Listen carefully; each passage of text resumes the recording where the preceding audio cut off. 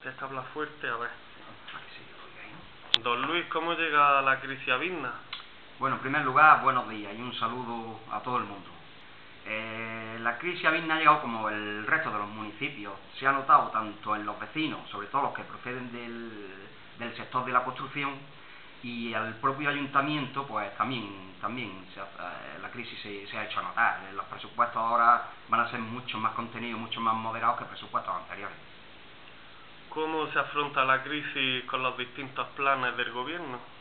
Bueno, los distintos planes del gobierno como de la Junta de Andalucía han afectado positivamente, en el sentido de que mejoras calles, mejoras plazas, se hacen alguna obra que otra, y el contratista que realiza esa obra pues al menos no tiene que despedir, por lo menos durante ese periodo no se ve obligado a despedir a sus trabajadores, pero poco más. ¿Qué planes se van a desarrollar para paliar la crisis?